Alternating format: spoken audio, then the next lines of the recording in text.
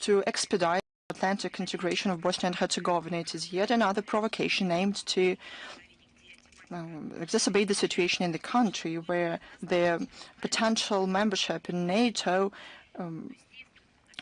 is perceived ambiguously. Rutte praised illegitimate High Representative Christian Schmidt, whose activities are questionable because there is no legal basis for his presence there. He supported the presence of European forces in the country and said that that NATO will prevent security vacuum in the country. That's how EU and NATO are becoming one thing, and this cynical address of Rutte to the authorities of Bosnia and Herzegovina was also noted by us, and Brussels spent hundreds of millions received through corrupt measures amid social and economic problems in this country as well as other countries of the EU. Such recommendations look out of place yet again, but who thinks about people of the EU countries?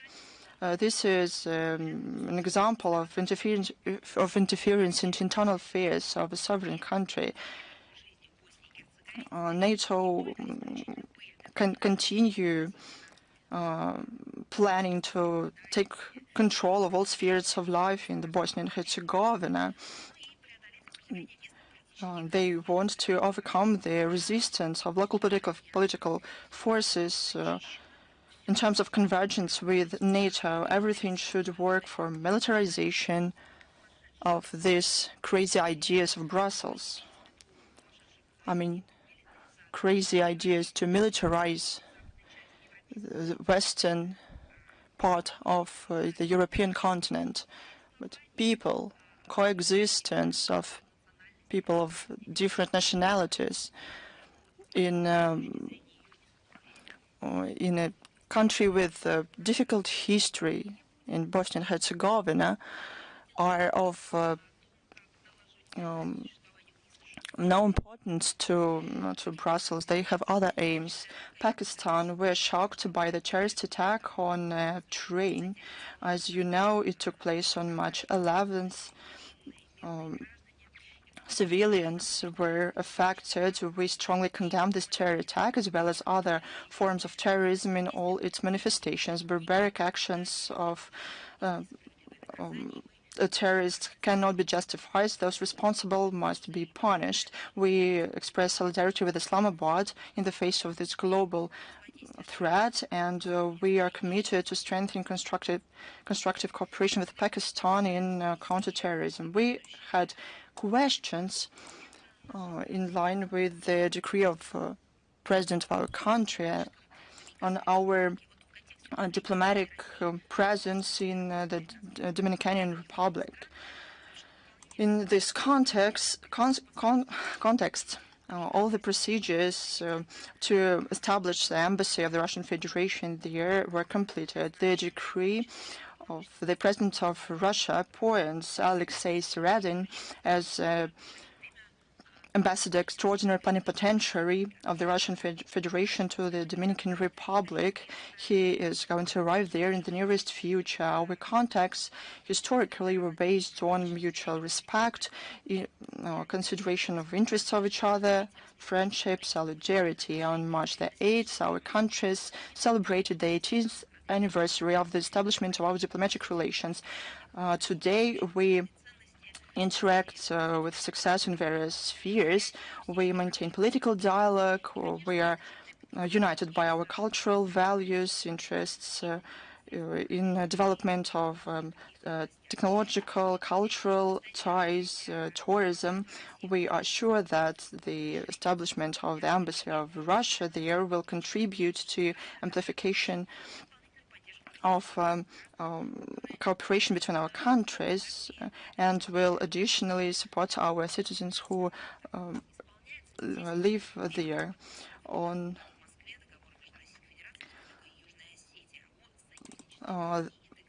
March the 8th marks 10th anniversary of the treaty signed between the Russian Federation and the Republic of South Ossetia on alliance and integration. It was signed in 2015. It creates unified space for security, among other things, in social and economic and humanitarian spheres. It implements the investment programs. It provides for east procedures to receive Russian citizenship, better average salaries of officials in South Ossetia and pensions of Russians who live there, facilitation of development of education, science, culture, arts, sports, and tourism. The results of the implementation of the treaty are positive. It helped intensify political and interagency interaction. It strengthened security in the southern borders of Russia. In their turn, volunteers and those who were drafted from there contribute to the special military operation.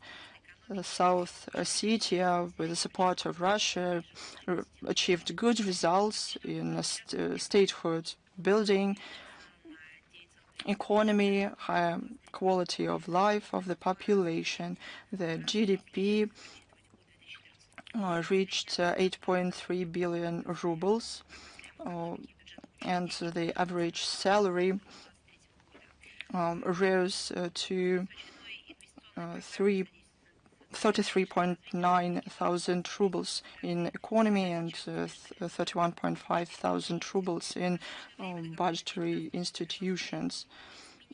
This program, another investment program to facilitate social and economic development for 2023-2025, implement 44 events. Our cooperation is fully in line with the interests of the nations of Russia and South Ossetia. Several humanitarian, very interesting events.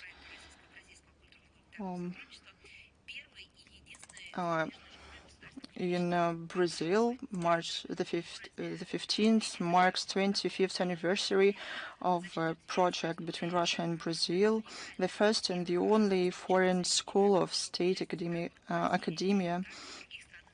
of the Bolshoi theater. It became a very important element of our presence in the region. The alumni of this school that turned into an important center to train highly professional ballet dancers perform in the leading ballet teams in 27 countries on 5 continents.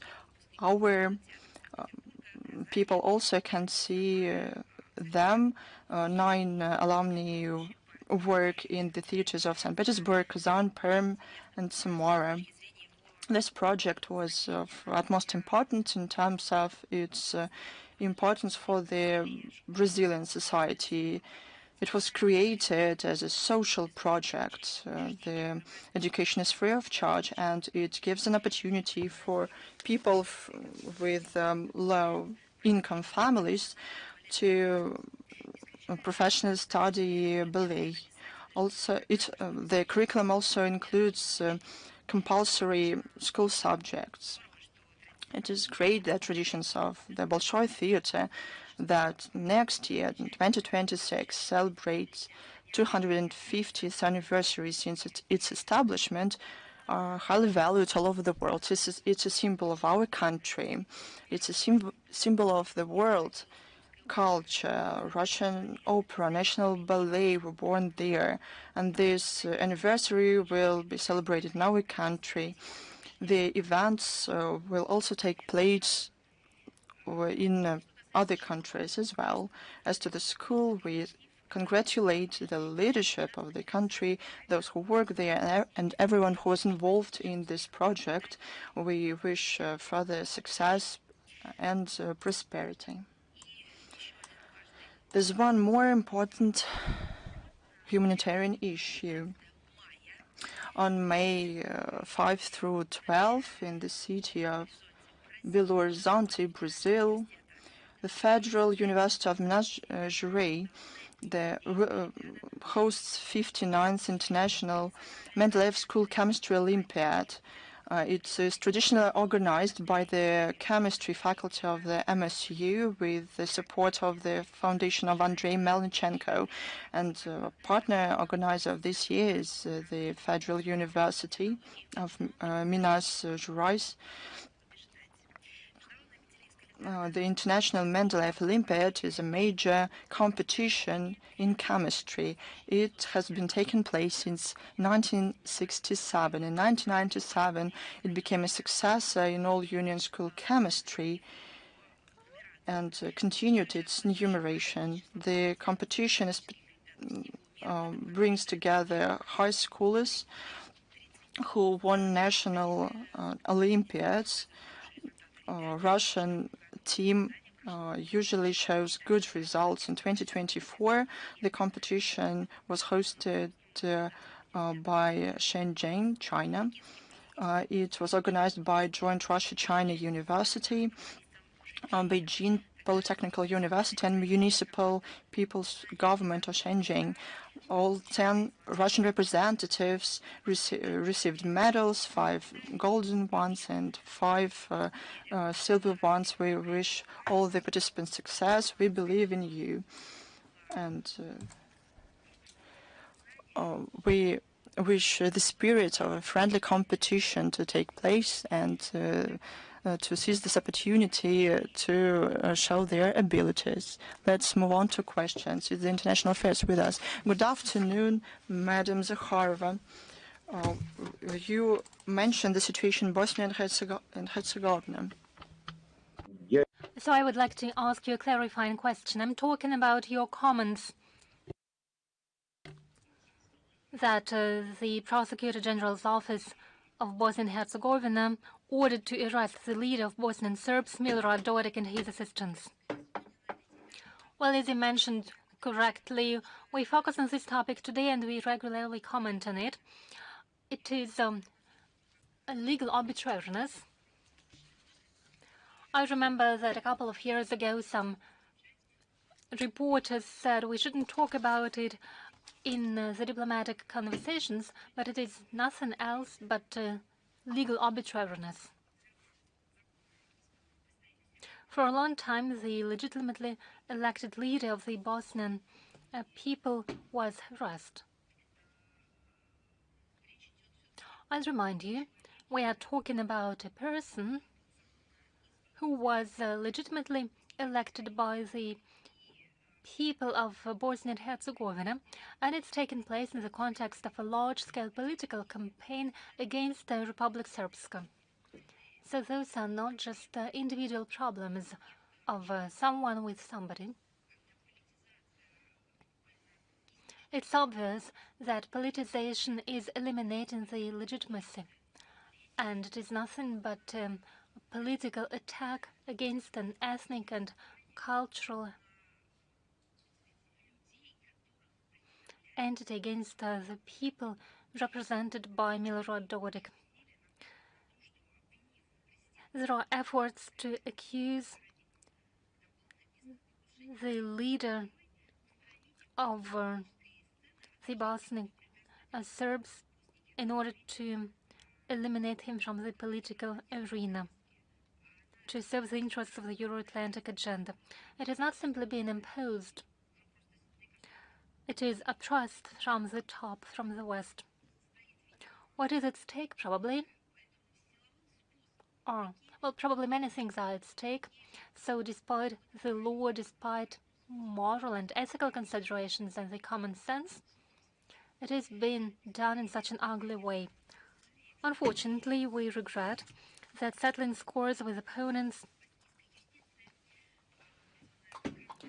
is being done with the help of the Bosnian justice system that, quite on the contrary, is called to provide for the freedoms and rights and fundamental principles of equality of three entities and two entities and three peoples of Bosnia and Herzegovina. We'll reiterate once again the desire to cancel Republic Srpska will have most serious consequences for the peace, security and stability of both Bosnia and Herzegovina and the Balkans in general. As one of the guarantors of the Dayton Agreement, we insist on immediate stop of politically motivated persecution of legal representatives of Republic Srpska,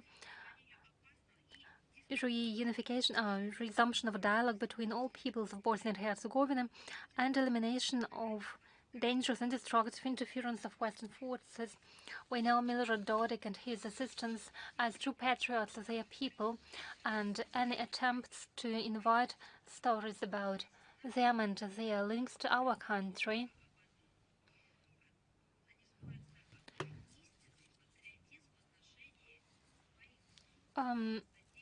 are not true, and their compatriots understand it. It is something that is understood by those who entrusted them with their responsibility to decide on their future, the future of this long-suffering population. Everything that is being done by those people, I'm talking about President Dodik and his assistants, is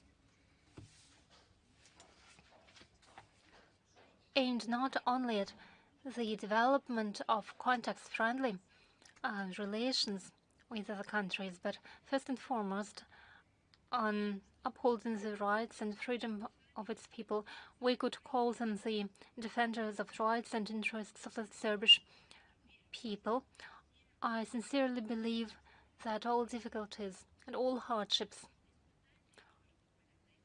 that they have to endure will be overcome by these people. Thank you so much.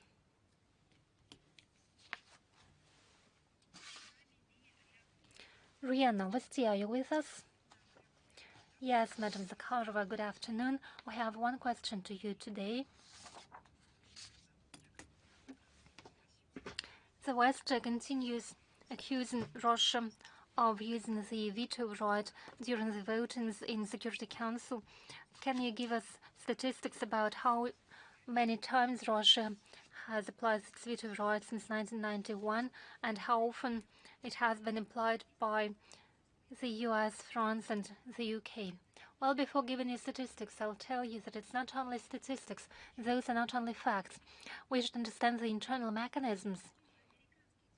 According to US diplomats themselves, who worked either in the UN headquarters representing their own country or in their publications, the US political figures and political analysts assured that sometimes they deliberately provoked other countries, primarily our country, to veto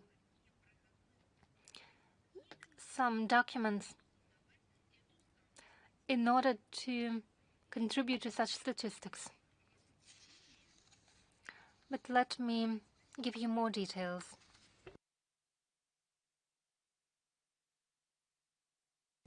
Let's start from 1991. Since that time, Russia has applied the veto right 39 times.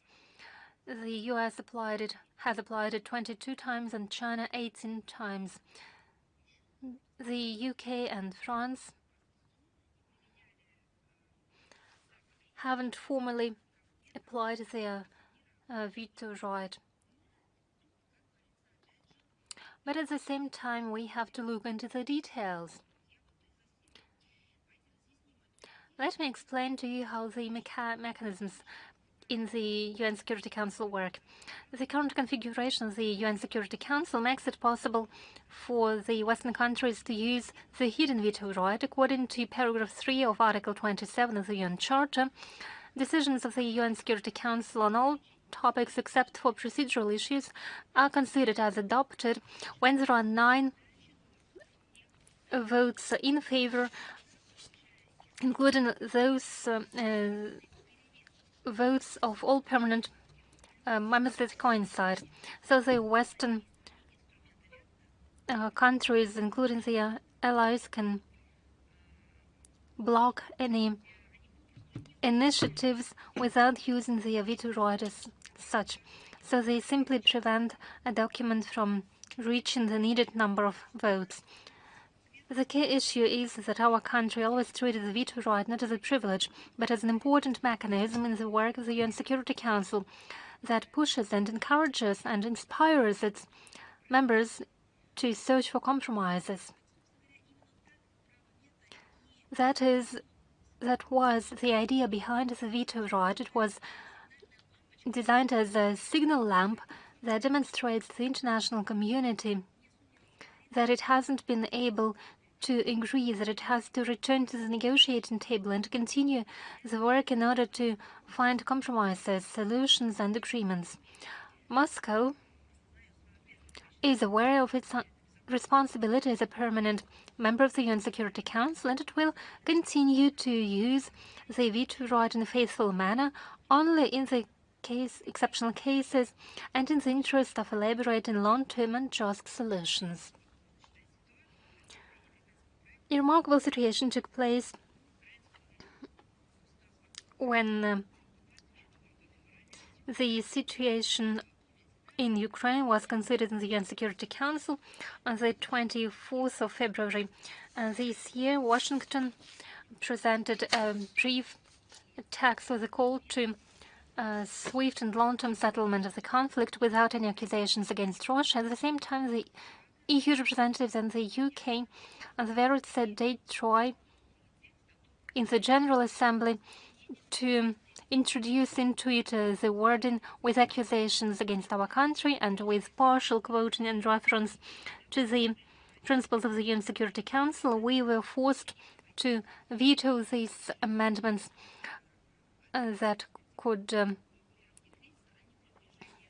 derail this important initiative as a constructive initiative that could be turned into an anti-Russian and unacceptable document.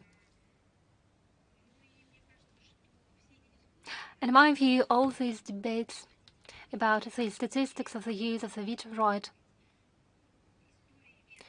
the history of the veto, should not push to the sidelines the key problem, namely the failure to observe and respect the already adopted UN Security Council resolutions. Probably I should clarify what I'm talking about. Look at how much attention is paid by the Western mainstream media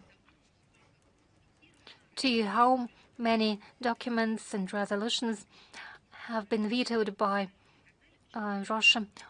Why are not they similarly scrupulous when it comes to the number of resolutions of the UN Security Council that have been adopted, sometimes unanimously, sometimes without approval of the most majority of everyone, but with the consent of the most. But sometimes they are implemented in a distorted manner, or sometimes it even happens that documents are not considered as guiding documents, although they are supposed to be used by the world community. And the countries that co-sponsored the resolution do exactly the opposite to the spirit and letter of the documents for which they voted and which they sponsored. And no one pays any attention to this. No one collects any statistics and takes stock of it. If you ask me for specific examples, I'll give you one. It is a situation with the Minsk agreements.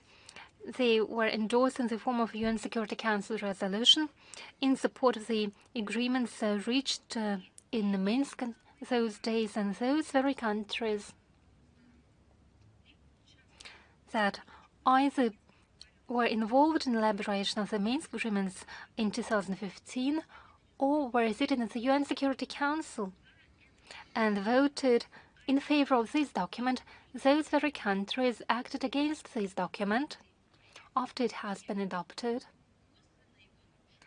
They didn't violate it indirectly, but they directly countered its implementation, opposed its implementation.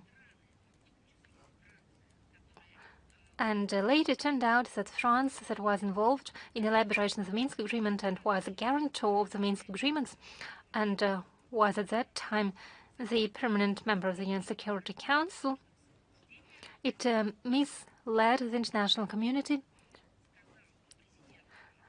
It was mentioned by the then President of France, by the President who then participated in the elaboration of the Minsk Agreement, President Hollande.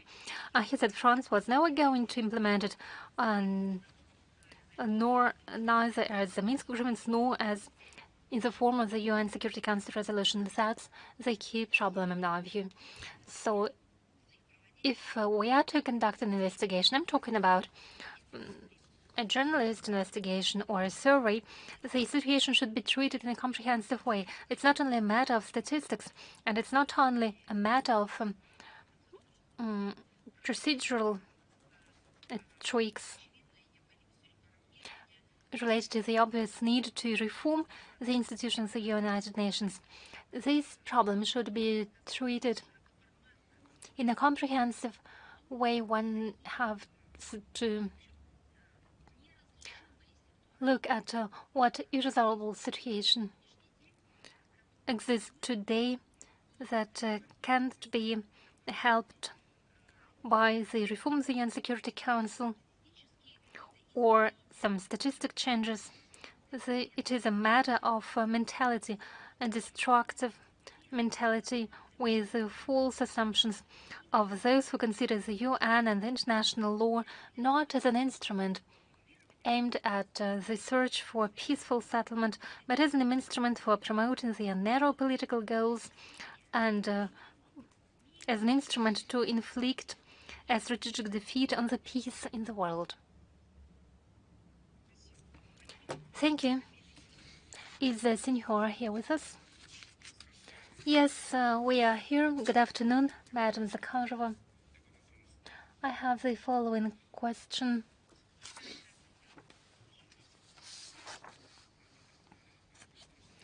Recently, the Department of State of the U.S. revised its fact sheet on Taiwan that is published on its official website. The previous wording that the U.S.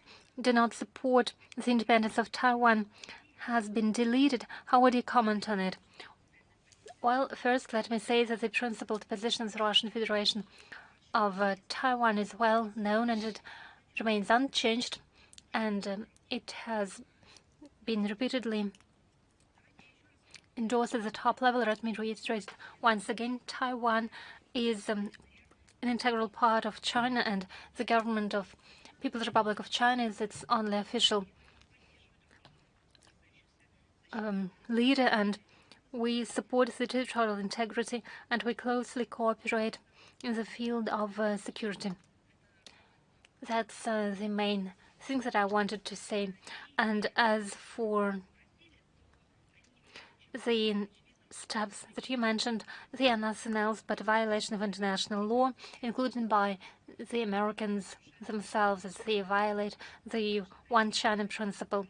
The U.S. and their allies signed, as you probably would know, new contracts for weapon supplies. They strengthen political contacts on different levels. I'm talking about the contacts with the island. But they are doing so not for the sake of cooperation, but for the sake of creating tensions in the region and as an instrument of pressure against Beijing and the Chinese people.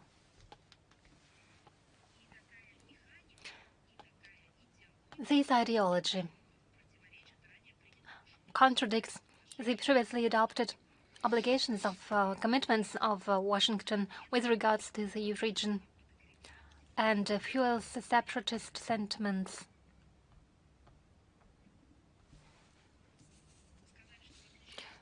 You said you have some more questions. No, that was my only question. Thank you.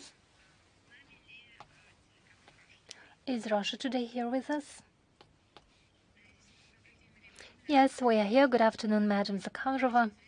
We would like to ask you the following question in the backdrop of the resumed Russia-US dialogue and the modified rhetorics of the US with regards to Russia. What is the chance that Moscow-Washington relations will become equal relations? And can we say that we are already witnessing the message, the signals of such developments? Thank you. Well, I believe we should take note of any signals, but at the same time we should focus on specific steps and specific actions. It's not because we wouldn't like to believe in the best, but it's because we have, unfortunately, already witnessed the cases when words contradicted, deeds contradicted the words, or the message contained in the words was distorted. So I'll reiterate, we do read the signals, we support the constructive sentiments aimed at the development of peace and cooperation by the current incumbent US administration. And any country that might send such signals, but at the same time we focus on specific steps and deeds, and it is by these steps that we develop and elaborate our policy when it comes to bilateral relations and so on. Thank you so much. Is Izvestia here with us? Yes, good afternoon. Secretary of State of the U.S. Marco Rubio said the U.S. is going to prevent the use of hostile rhetoric against Russia in the G7. What does Moscow think of such a step, and can we say that Washington is now more moderate when it comes to the assessment of the situation in Ukraine? Let me separate it into two questions. We have already noted that even within the framework of G20, American representatives, although they have not delegated the head of this Department of State, they were represented at the level of the ambassador of that country. Their statements were without the previous administration's aggression, Russophobia, and their mood was different. Those processes, those symptoms, they're obvious. We have already noted them, and we have noted the statements of the American representatives who, I repeat once again, are constructive in nature, aimed at dialogue, maintaining contacts and relations. We have noted that it has been noted at the highest level in our country. Your second question was about, is it possible to say that Washington is more realistic in its assessment of the situation in Ukraine? So I think it's the team that has come to power, that is in White House. They should know what is now happening in Ukraine. And the previous team also knew what was happening there. It's just the tasks, the objectives of the teams of Obama, Biden, and their members were different from the objectives they declared. They spoke allegedly about supporting democracy in Ukraine, but they actually killed that democracy in Ukraine. They just mutilated everything, the electoral system, political system in that country. It was supposed to reflect the will of the people, but it just turned into some fake events with the participation of Western countries. They just pushed the country towards militarization, towards conflicts in the regions. They talked about respect to the legislation, but actually they were rewriting Ukrainian legislation, and they were talking about respect for sovereignty of Ukraine, but actually they totally subordinated the Kiev regime to their will and destroyed the Ukrainian independence by making this country just dependent in all the spheres, in all the fronts. The Biden administration was also aware about the events in Ukraine. It was more than aware. It implemented its own project in many ways there. It is indeed repeatedly all over the world in historical periods by other teams of presidents in the White House. This team and the previous team, they know what is happening there. Their relations are different. And it's expressed even openly. I would like to underline once again that the previous team in the White House was concealing its true intentions. It just needed an instrument to implement its corruptive schemes, corruptive intentions. They needed an instrument to resolve the domestic problems in the United States of America. They needed Russophobia, they needed Ukrainian conflict for that. They needed such an instrument that is the Kiev regime for the implementation of their geopolitical ideas. And they just presented it as supporting the young and growing, strengthening Ukrainian economy and supporting its stance in international affairs. And this team is just highlighting the true approaches of the previous administration, talking about corruption and what is presented as their ideas. It was not actually, and it was actually contrary to their true tasks.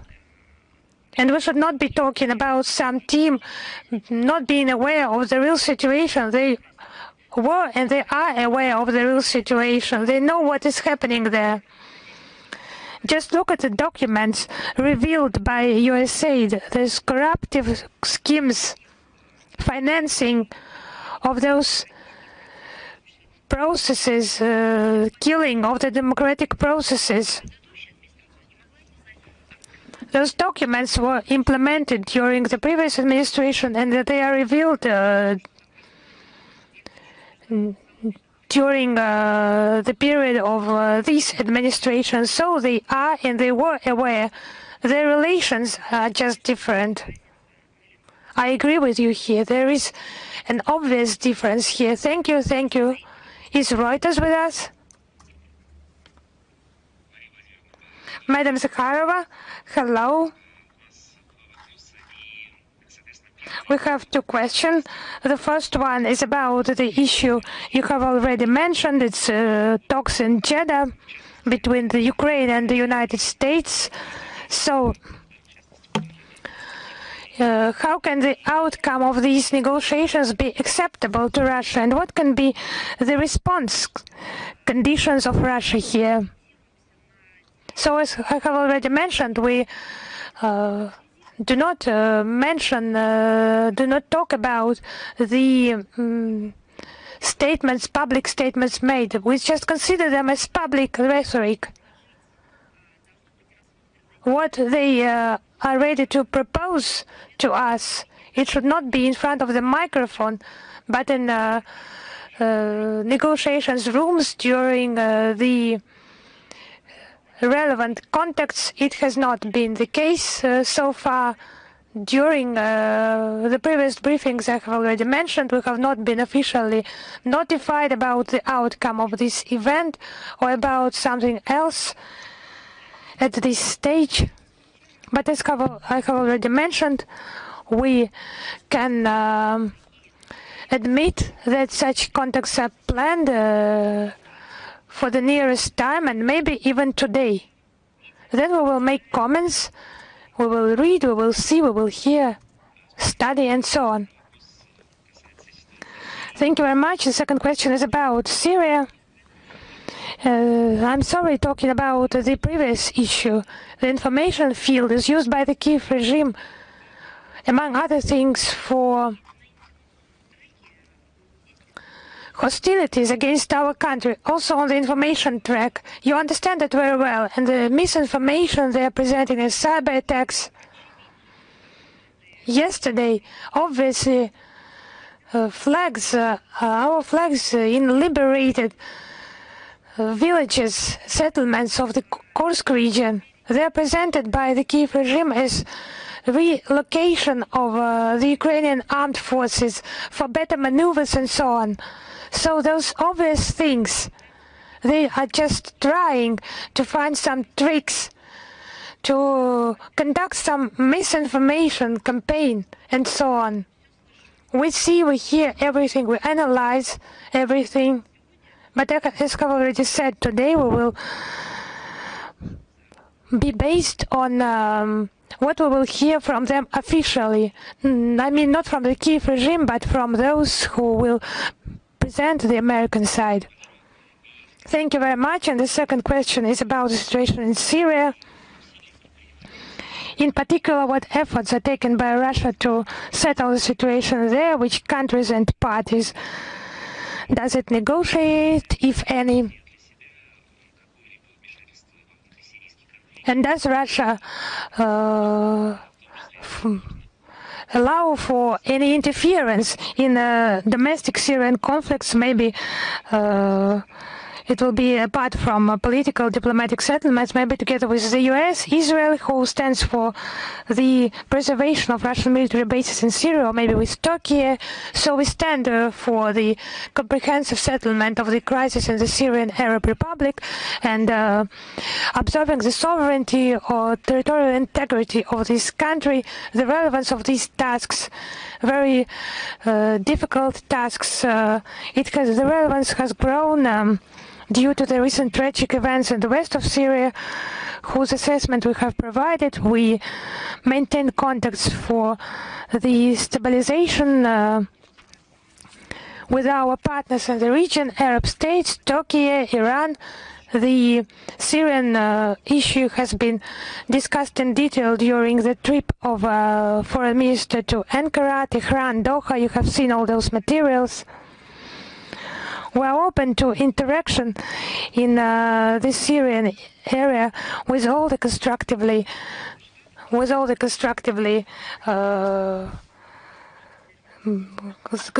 countries and regarding the urgent consultations with the UN Security Council on Syria.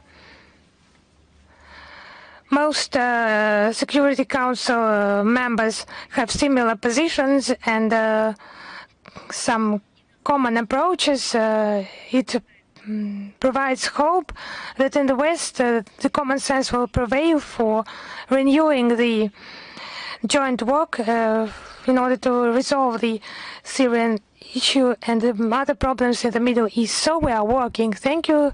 Thank you. Is Anna Delu with us? Madam Zakharova, hello. Our question is also about Ukraine. The European countries and France and the EU have supported the proposal about the ceasefire in Ukraine on the outcome of the negotiations in Saudi Arabia. Please excuse me, could I interrupt you here for a second? Taking into account the positions of those countries, but is it really needed? Is it really necessary? Yes, really. What have the countries mentioned by you, England, France, the majority of the EU countries, what have they done for their position to be taken into account?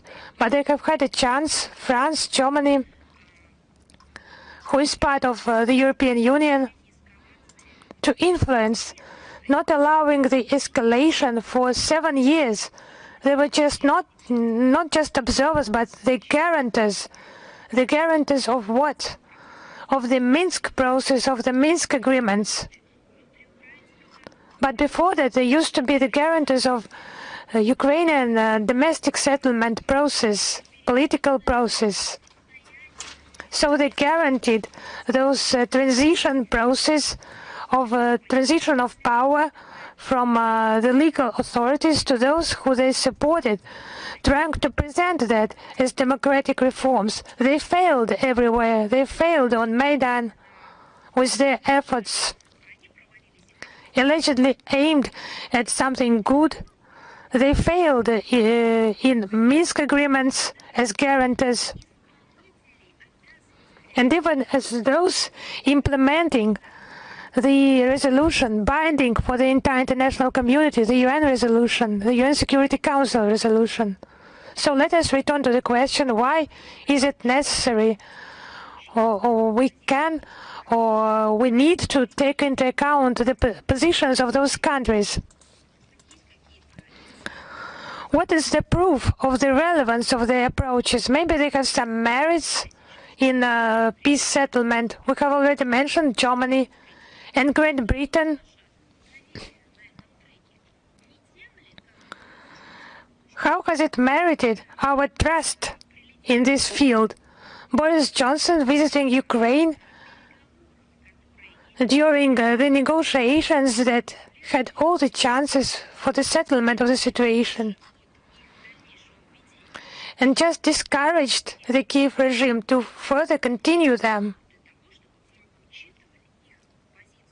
What has London done for all those years for their position to be taken into account by us? So maybe I'm just doubt whether this question should be continued, because that's not the major issue. The major issue is just their basic approaches. It's just some media noise. They just wanted to somehow play this card. They will not succeed in that, because we are well aware about their basic approaches. The basic approaches about the escalation of the situation, Russophobia, and even racism, if they change that, we will take them into account. And now, no, there are honestly no prerequisites for such hysterical opinion to be taken into account. Even without taking that into account, is it not contrary? Just the European countries seeking the ceasefire. Once again, could you repeat?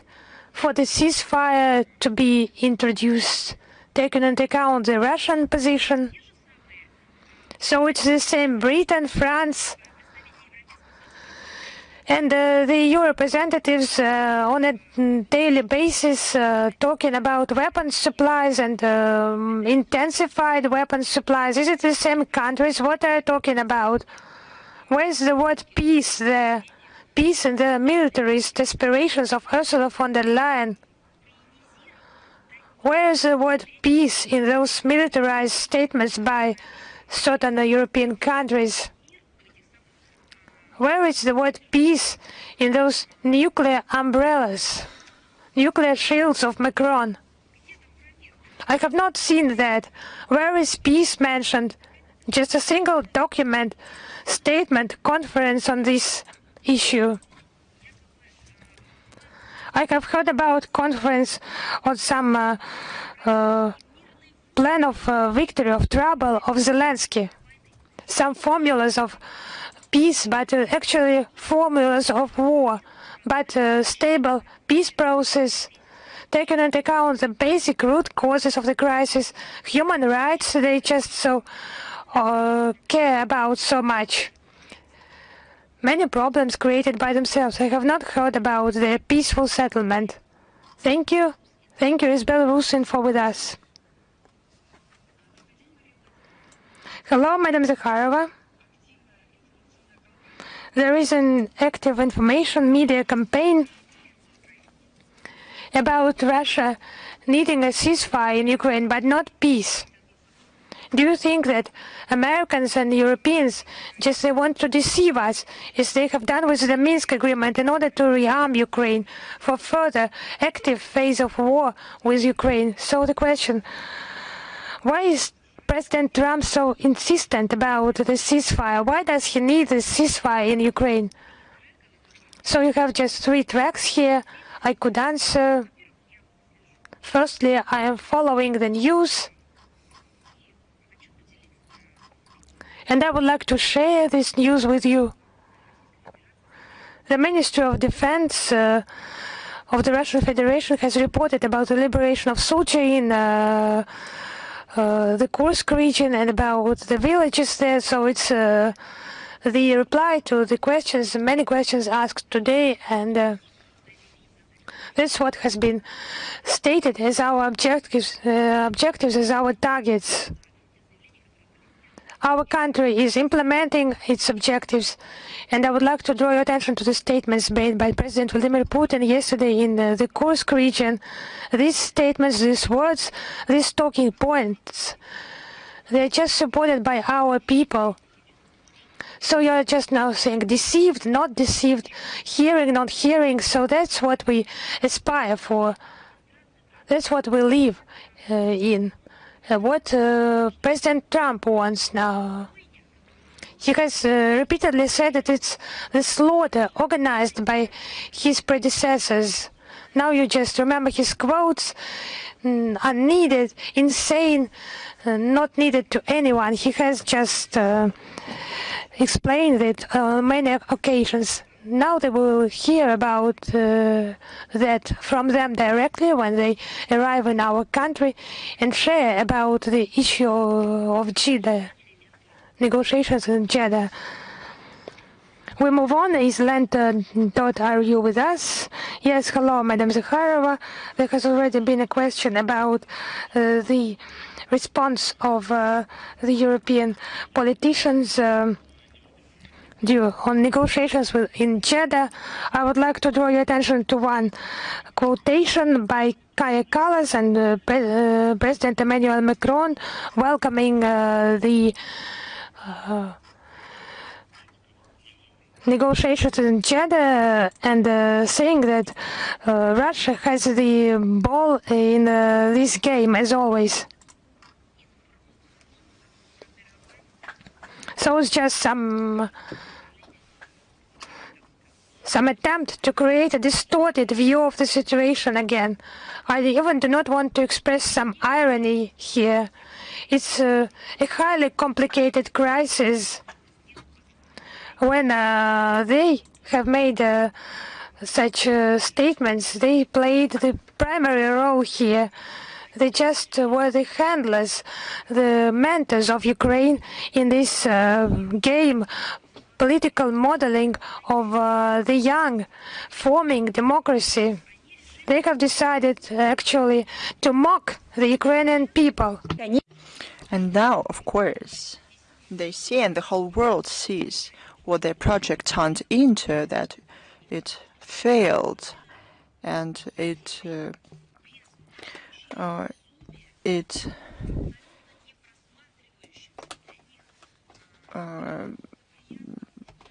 puts the whole population of Ukraine in a situation without a way out. But for it's a dead end for the Kiev regime. But for future, they come up with information,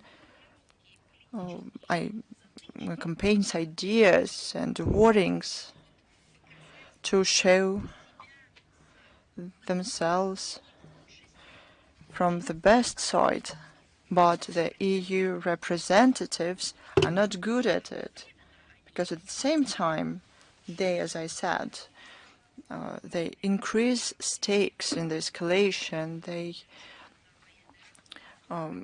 increase military expenditures to unrealistic figures, they expand hostile rhetoric against our country, they work out, come up and implement new sanctions packages.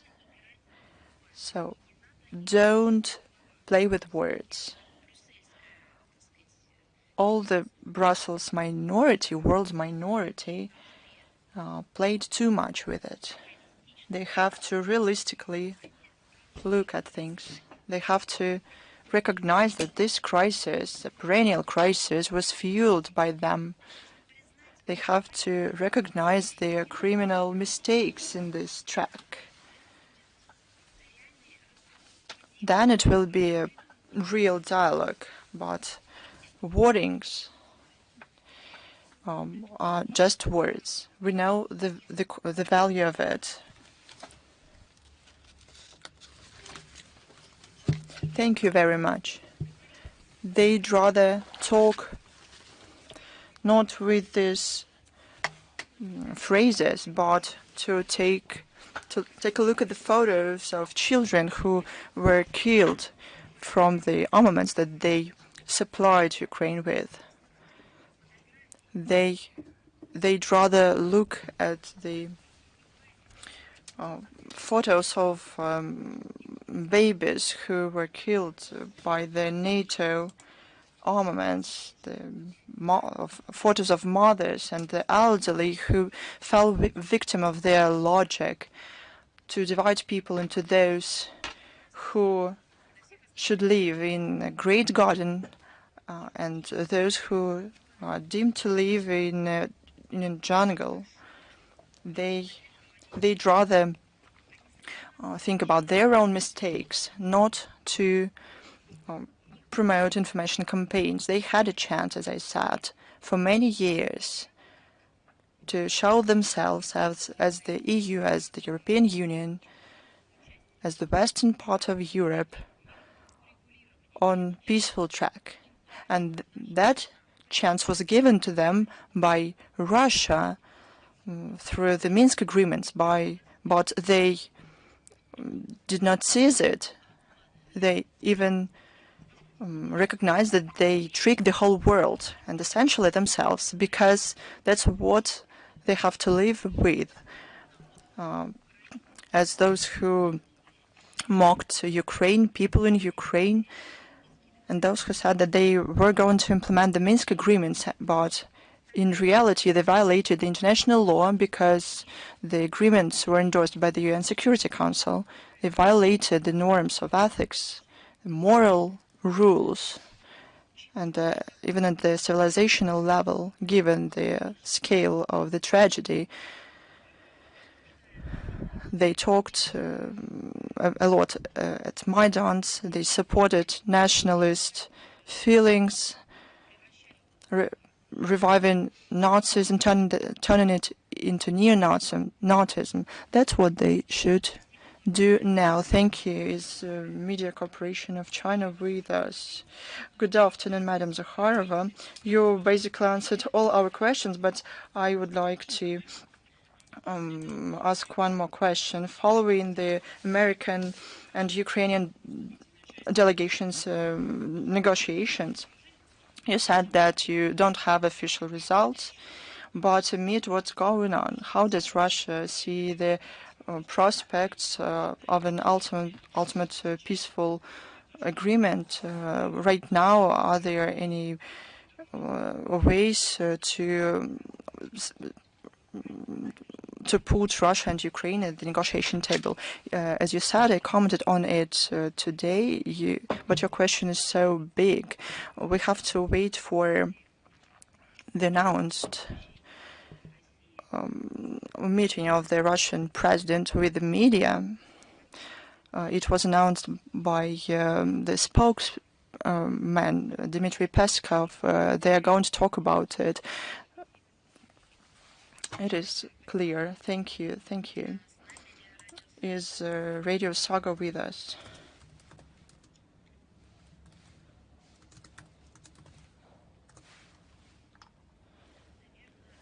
Probably not. Is the Moscow Post with us? Yes, good afternoon. We have two questions today. First, is there any chance that following the renewal dialogue between Russia and the US, American representatives are going to attend the St. Petersburg Economic Forum in 2025? Please, can you? It's a day of revelations for me.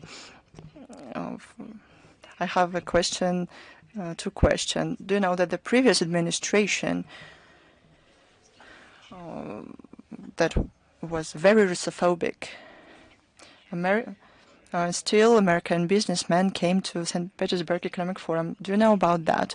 During all the recent years, regardless of the political situation, they participated in the St. Petersburg Economic Forum. We should know that. It's a fact. Well, we understood that. Then to question two, we never discriminated business.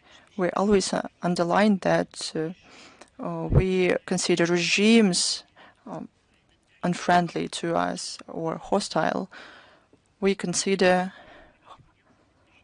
those who pursue some policies and violate our laws of our country as unfriendly. We introduce sanctions against them, mostly as a response. We put them into stop lists. Only against those we started criminal cases, but we never discriminated neither business representatives based on the country they worked in, nor representatives of the humanitarian sphere or scientific circles. We always opposed cancel culture. We always talked that it's a crazy thing to do, and this is fully applies to various forums. So we're open to cooperation with business circles. Whether they come or no, it's up to them, but never did we deny anyone to come on the basis of nationality or citizenship in a particular country. You will never be able to put forward anything like that because it never happened. That's why the question is clear. You said you had one more question. Thank you. The next question about the killings of religious minorities in Syria. Is there information about Russian citizens being involved? Can Russian MFA do anything to protect our citizens and diplomats who are still in Syria? You know, the situation is very difficult. I can remind you that Sergei Lavrov talked about it during press conference on March 11th. We follow the situation and we are shocked by what happened in Syria. The tragedy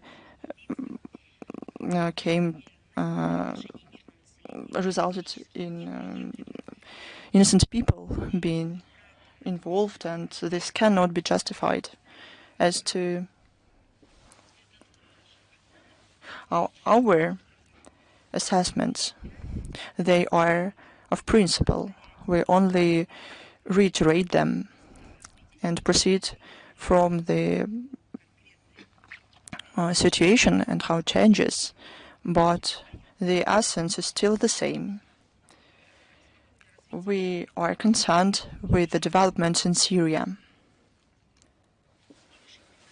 and we strongly condemn mass killings. We extend our condolences to the families of the victims, and it's a great question about Russian citizens and our compatriots and citizens of our countries and citizens of Syria, from people who care from all over the world, ask questions about it, and they call and they offer help. And we even responded to those calls.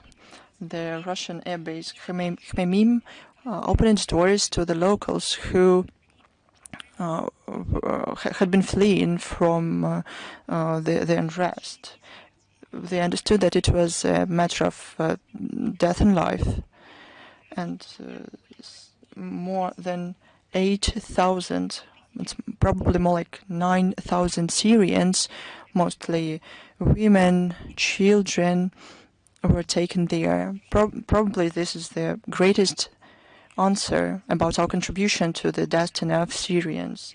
We hope that the authorities in Damascus realize that they are responsible for what's going on,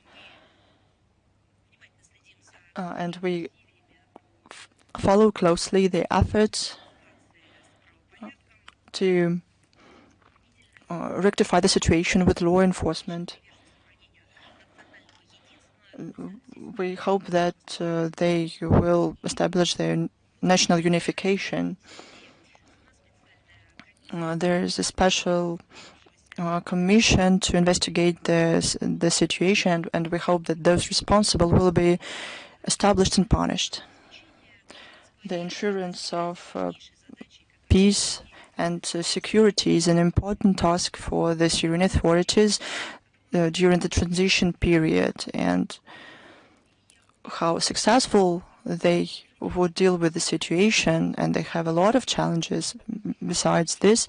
This will define the future of the Syrian Republic. The settlement of the situation is through this involvement of all the political forces and ethnic communities into decision making, and we support sovereignty and territorial integrity of Syria. A priority is to ensure security of those Russian citizens who are there and Russian facilities there. We maintain contacts with the current Syrian authorities, and some particular cases are not known to me right now. Whether Russian citizens were involved in this or not, but this is a priority for us, and we do everything we could to ensure security for Russian citizens and Russian facilities. Thank you. Thanks to you. Is international reporters with us? Good afternoon, Madam Zakharova. I have a question. A petition in Italy created by our colleague Chancellor Russo caused a great scandal. Some politicians even called the police to take measures against him. The President of the Republic of Italy said that Russia threatens Europe with nuclear weapons. I'm sorry, with what kind of weapons? With nuclear weapons. What can you say about it? You would like to tell me that President of Italy, am I right, that the President of Italy said that Russia ostensibly threats Europe with nuclear weapons? Yes, it's false. It's not true. It's a fake. It's disinformation. I said all the words. Choose the one that you think the most descriptive, or use them all. First, second, these words, one should be responsible for these words. You, as a representative of an information agency, can ask President of Italy why he said that, why he lied like that. How can he prove his words? But I'll tell you right away, he won't be able to do it. He won't find a statement, from no official statement that would be can be interpreted like that. Third, the Russian leadership, president of our country, and ministers with authority, and statesmen, officials of our country with authority, many times talked about it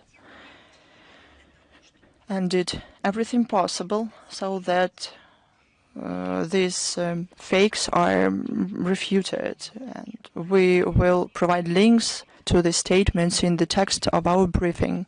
Another moment, I'm surprised that probably President of Italy mixed up us with some other country. It's quite difficult to do, I understand that, but probably he meant that it is France who threatens Europe with nuclear armaments, because that's how could statements made by President Macron can be interpreted.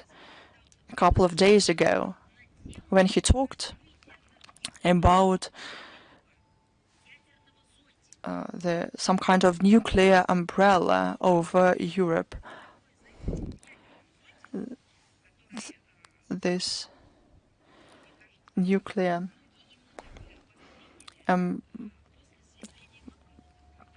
that's how his words were interpreted by some. But words of a neighboring country did not cause any sensation, but they were said with an aggressive subtext.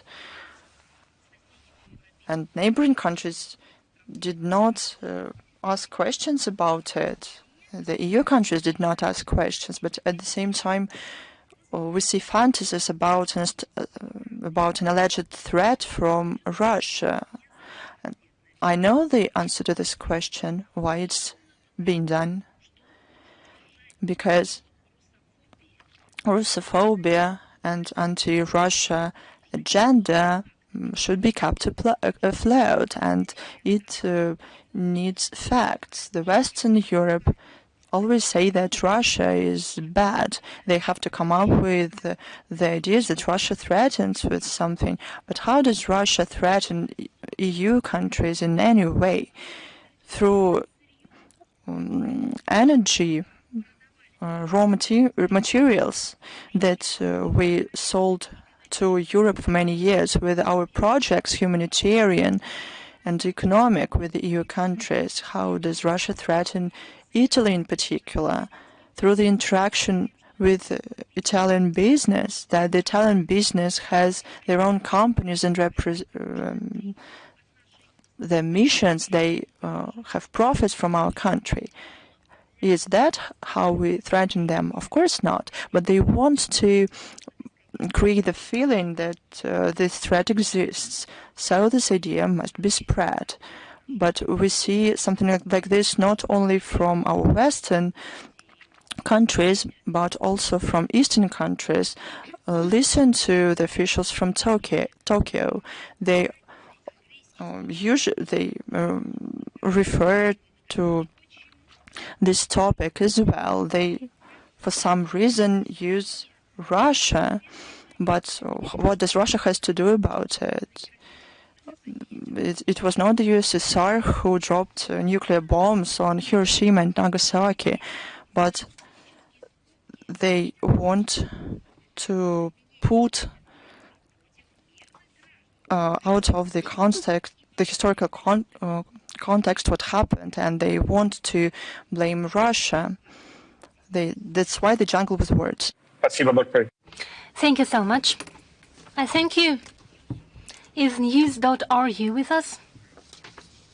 Madam Zakharova, we are here. My name is Mikhail Vorobyov. We are with you. We have two questions today, if I may.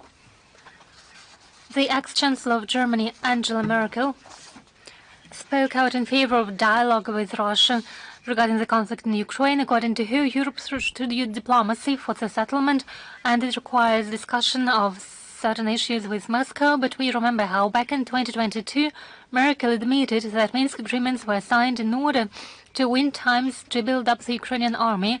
In your view, should we trust the diplomatic efforts of the ex-Chancellor? I think we should be guided by specific deeds, not words. We cannot trust the words of those who have deceived us once. So we should judge by specific deeds and specific steps taken by certain political figures, public officials, and we should judge them by their deeds. I think it's obvious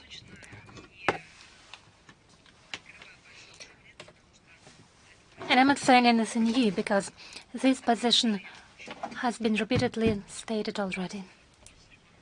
Thank you. And my second question is as follows. You've already said that the aftermath of the attack of the Ukrainian drones against the houses in the Moscow region were demonstrated to the OSCE delegation that was in Moscow.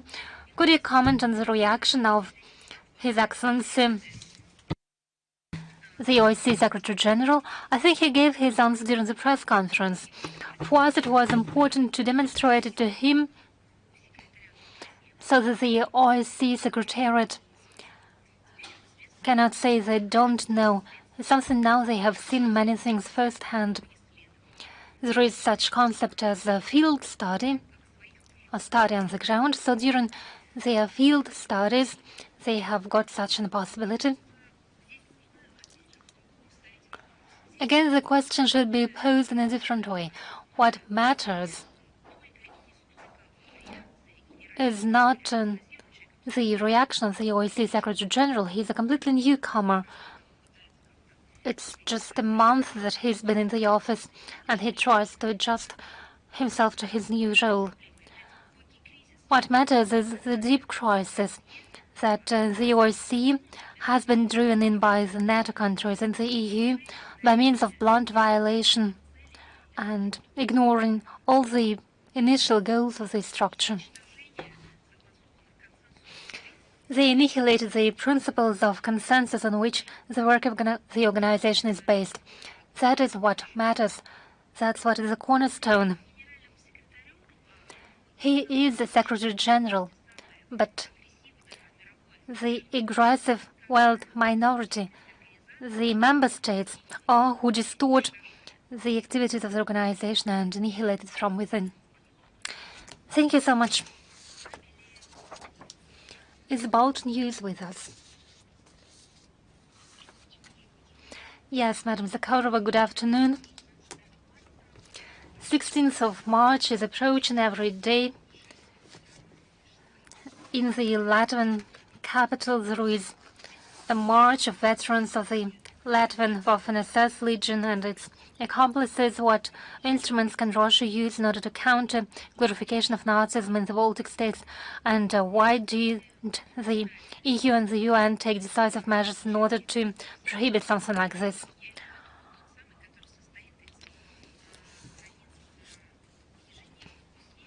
Well, we are taking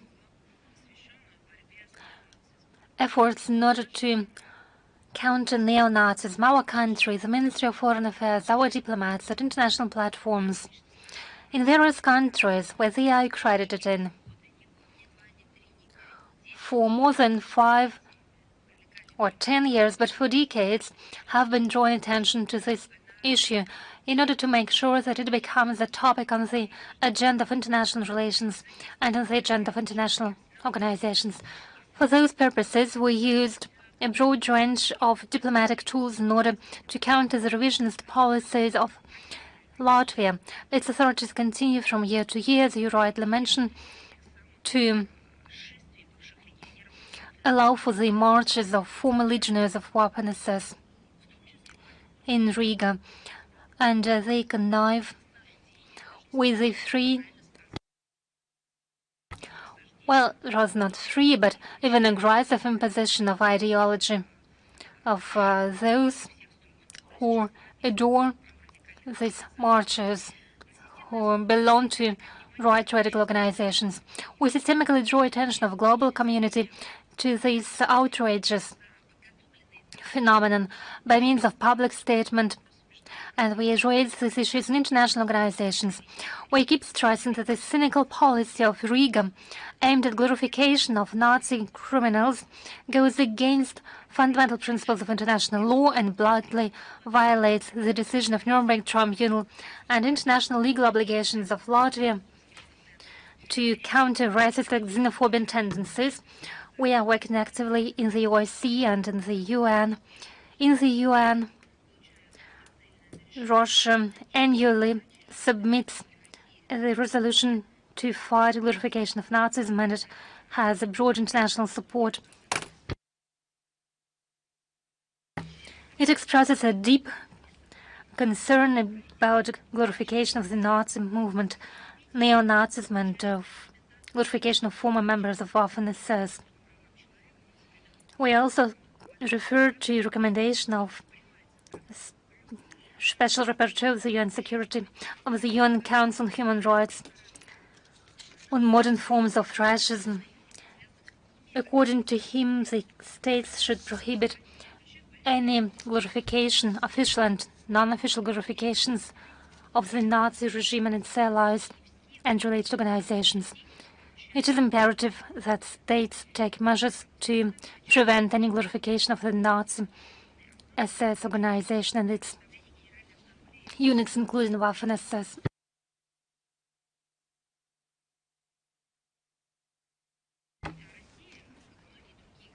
Just as many other states, Russia is making its contribution to the work in the UN General Assembly. Our country regularly presents our accusations to Latvia in a bilateral format. As you understand, we don't have any substantive relations, although we do maintain diplomatic contacts. But we can hardly describe them as full-fledged contacts due to Latvian position. We do react to any steps in this field taken by the Baltic states, so we sent diplomatic notes with accusations that these countries violate the International Convention on Elimination of All Forms of Racial Discrimination. We are the only country that does so because it takes proactive efforts, and that's what we do.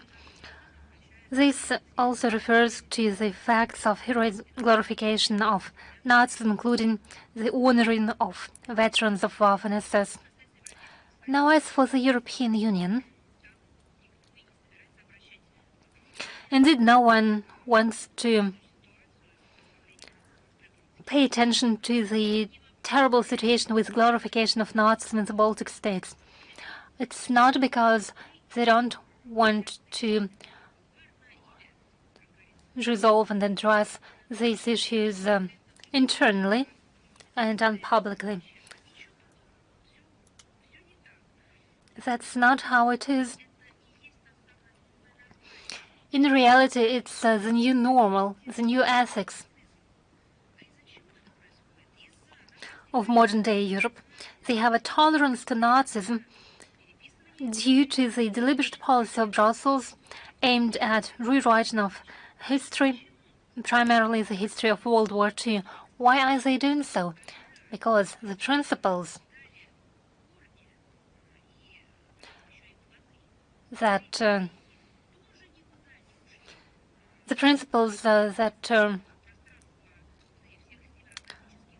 were fundamental principles of the Third Reich never disappeared. There was a separation into those who are entitled to something and have no rights at all. And now it is reformulated as the jungles and the garden, according to Mr. Borrell. There are talks about a golden billion, and the idea that the West should work for the sake of this golden billion. The idea of neo-colonialism. There is an idea that there are first-class people and the Romanian people who should work and pay the rest for the sake of the first-class people. That's why they're not going to fight against it.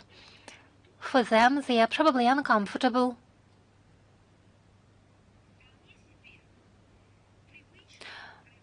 But quite habitual manifestations of their traditional philosophy.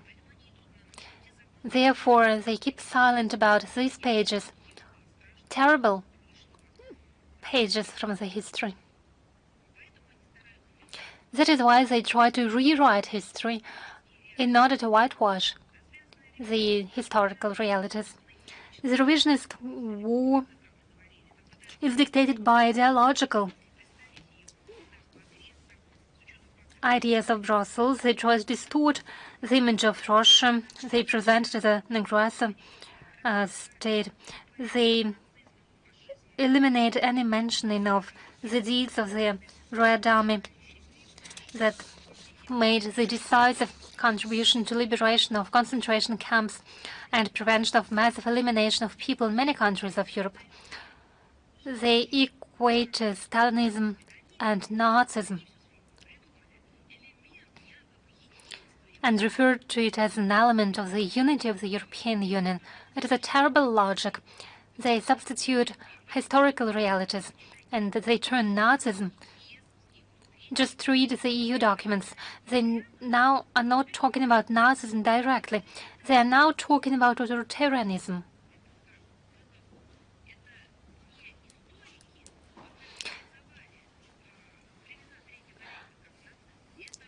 Historians. It's not historians who describe the Third Reich as Nazism. Those were the people within the Third Reich that invented these concepts. Nazism was an ideology of the Third Reich. It was a declared ideology. So what happened now? Why should they pretend that it never existed and invent some sort of authoritarianism? Authoritarianism is something completely different. But we see that many European countries are not ready yet to accept the elimination of historical truth. Fortunately. But we see the cynical position of the masters in Latvia towards the EU. They keep silent and pretend to ignore the marches with fascist and Nazi symbols in order not to take any steps, but they have to pay attention to such facts. In reality, they only provoke the Baltics. The European Union only provokes the Baltic states to continue their evil practice of glorifying these as criminals. Thank you so much for your answer. We move on. Is the Večernje Novosti of Serbia here with us? Speak in English. Students and opposition in Serbia are organizing a protest in Belgrade this Saturday, which they are already announcing as the new October 5th, the date when the Slobodan Milosevic government was overthrown. At the same time, the authorities claim to have information that demonstrators are planning to seize the National Assembly, the Constitutional Court, and the National Television building. In your opinion, what kind of outcome is possible, and what consequences could this have for stability for the entire region? I mean, Balkan region. Мы внимательно следим за происходящим. Well, we continue monitoring what's happening in Serbia, because we're not simply talking about a country on our continent. Is a friendly state, and the Serbian people are very close to us. Undoubtedly, we once again call to a moderate policy, and we call everyone who is involved in what's going on in the country and understand the possible consequences of reckless steps. We expect normalization of the situation through a mutually respectful dialogue.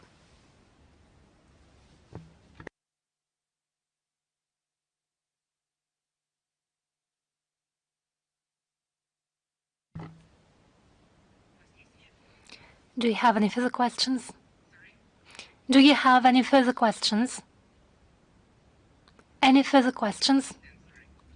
Any further questions? Any more questions? Can you hear the interpretation? Do you have anything? Yes, you can. Okay. Sorry, can you? Thank you so much. С нами Is Tavria here with us? Yes, good afternoon. We've already raised the issue of foreign mercenaries. We have a question regarding their search. We know that most mercenaries act on the side of nationalists in the armed forces of Ukraine. We know for sure that in the Kursk region there are mercenaries from Latin America. Do we have an international mechanism to hold the mercenaries accountable? And is the MFA working with the countries from which the mercenaries travel to the new regions of Russia? First, I would like to draw your attention to the words by President of Russia regarding the mercenaries and how we classify them. It is something that is very important. An important statement was made. And secondly, let me say this. Initially, we said that mercenaries should not expect anything good, and we warned them of their future. Their future is quite obvious. They fall hostage to the ambitions of their own regimes. They fall hostage to the deception of the Kiev regime. They were locked by different promises. Some were sent as mercenaries, but indeed, they were representatives of special services of their respective countries. Some were attracted by the statements that allegedly democracy in Ukraine is under threat.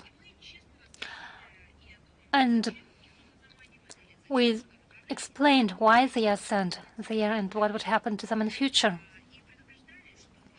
And we warned them that we won't treat them differently simply because they have foreign passports. On many occasions did we draw the attention to the activities of the respective countries that made it possible for Ukrainian embassies to violate the provisions of the Vienna Convention on Diplomatic and Consular Relations and recruit not mercenaries, but just fighters with a one-way ticket.